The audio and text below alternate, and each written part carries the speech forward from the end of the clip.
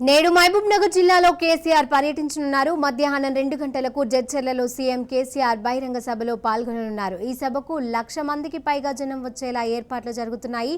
BRS శ్రేణులు బహిరంగ సభకు భారీగా ఏర్పాట్లను చేస్తున్నారు.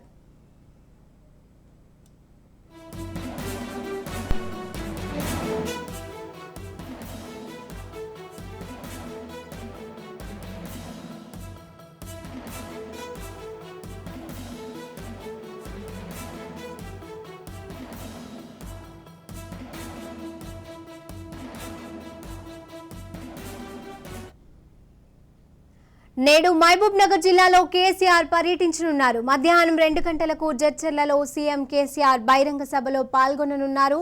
ఈ సభకు 1,00,000 మందికి పైగా జనం వచ్చేలా ఏర్పాట్లు జరుగుతున్నాయి. బీఆర్ఎస్ శ్రేణులు బహిరంగ సభకు భారీ ఏర్పాట్లను చేస్తున్నారు.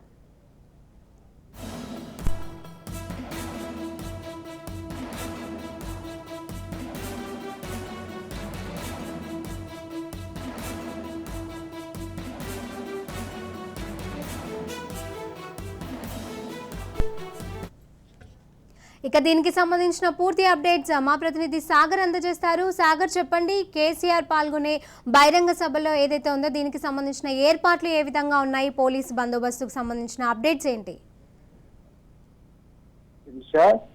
రాష్ట్రంలో అసెంబ్లీ ఎన్నికల ప్రచారంలో బీఆర్ఎస్ అధినేత ముఖ్యమంత్రి కె చంద్రశేఖర్ రావు దూకుడు పెంచారని కూడా చెప్పుకోవచ్చు.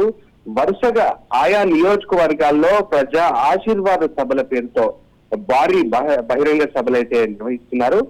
ఇదే విషయాన్ని చూసుకుంటే నేడు అంటే బుధవారం జడ్చర్ల మేడ్చల్లో జరగనున్న బహిరంగ సభలో అయితే కేసీఆర్ పాల్గొంటున్నారు. కొంత విరామం తర్వాత అంటే ఈ సభలన్నీ కూడా ఇప్పటి వరకు నేటితో ముగిన నేపథ్యంలో కొంత విరామం అయితే వస్తుంది. ఈ విరామం తర్వాత దసరా పండుగ అనంతరం 26 నుంచి మళ్ళీ సీఎం కేసీఆర్ అయితే ప్రచారం కొనసాగే అవకాశం అయితే కనిపిస్తుంది. ఇదే విషయానికి సంబంధించి నేడు పాలమూరులో సీఎం కేసీఆర్ ఎన్నికల శంఖారావాన్ని అయితే పూరించనున్నారు. ఎన్నికల షెడ్యూల్ వెలువడిన తర్వాత అయితే పాలమూరు జిల్లాలో మొట్టమొదటిసారిగా ఉమ్మడి జిల్లాకు సంబంధించి అయితే ఇక్కడికి ఉమ్మడి జిల్లాకి అయితే సీఎం కేసీఆర్ రానున్నారు. జడ్చర్లలోని కల్వకుర్తి రోడ్ లో ఏర్పాటు చేసే ప్రజా ఆశీర్వాద సభలో అయితే ఆయన దాదాపుగా మధ్యాహ్నం 2 గంటలకు అయితే ఎన్నికల ప్రచారానికి అయితే శ్రీకారం చుట్టనున్నట్టయితే కనిపిస్తుంది. ఈ సభకు అన్ని ఏర్పాట్లు అయితే పూర్తి చేశారు బీఆర్ఎస్ నాయకులు. ఈ సభలో దాదాపుగా 1,00,000 మందికి పైగా ప్రజలు సమీకరించే అవకాశం అయితే కనిపిస్తుంది. మొత్తానికైతే ఈ సభకు సంబంధించి ఉమ్మడి జిల్లాకు చెందిన మంత్రులు బీఆర్ఎస్ అభ్యర్థులు అయితే హాజరు కానున్నారు. ఇక్కడి అభ్యర్థులకు గెలుపు అవకాశాలపై అయితే కేసీఆర్ దిశానిర్దేశం చేసే అవకాశాలు కూడా కనిపిస్తున్నాయి శిరీష. అంతేకాకుండా సర్వేల ఆధారంగా కూడా నియోజకవర్గాల్లో ఉన్న పరిస్థితి, ప్రచారంపై అవలంబించాల్సిన వ్యూహాలు, కాంగ్రెస్ భాజపాలకు చెందిన ముఖ్య నేతల కట్టడి వంటి అంశాలను కూడా ప్రస్తావించే అవకాశం కూడా కనిపిస్తుంది. మొత్తానికైతే ఇప్పటికే సభకు సంబంధించి అన్ని ఏర్పాట్లు అయితే పూర్తి చేశారు. పోలీసులు కూడా గట్టి బందోబస్తు అయితే ఏర్పాటు చేశారు.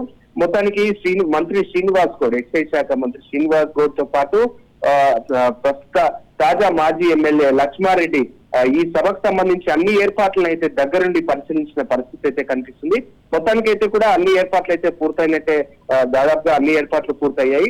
అయితే ఈ నెల 26న కూడా అచ్చంపేట ఇటు నాగర్ కర్నూలులో కూడా సీఎం కేసీఆర్ ప్రజా ఆశీర్వాద సభలు ఉన్నాయి. మొత్తం ఉమ్మడి మహబూబ్నగర్ జిల్లా వ్యాప్తంగా మళ్ళీ తిరిగి నవంబర్ 6న జోగులాంబ గద్వాల జిల్లా, ఇటు మక్తల్, నారాయణపేటలో కూడా తిరిగి సభలు అయితే ఉండనున్నాయి. ఇప్పటికే దీనికి సంబంధించి ఎన్నికల షెడ్యూల్ అయితే కూడా ఖరారైనట్టుగా కనిపిస్తుంది శిరీష. అయితే తొలి దశ ప్రచారం అయితే నవంబర్ 9వ తేదీన కామారెడ్డి సభతో ముగిసింది.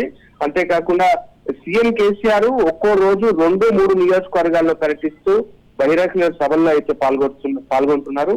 తొలి విడతగా దాదాపుగా 40 నియోజకవర్గాల్లో ప్రచారం అయితే నిర్వహిస్తున్నారు. ఇదంతా చూసుకుంటే మొత్తానికైతే ఈ రోజు అయితే దాదాపుగా సీఎం కేసీఆర్ సభకు 1,00,000 మందిని అయితే సమీకరించే యోచనలో ఇటు బీఆర్ఎస్ నాయకులు అయితే దాదాపుగా కూడా అన్ని ఏర్పాట్లను అయితే చేశారు.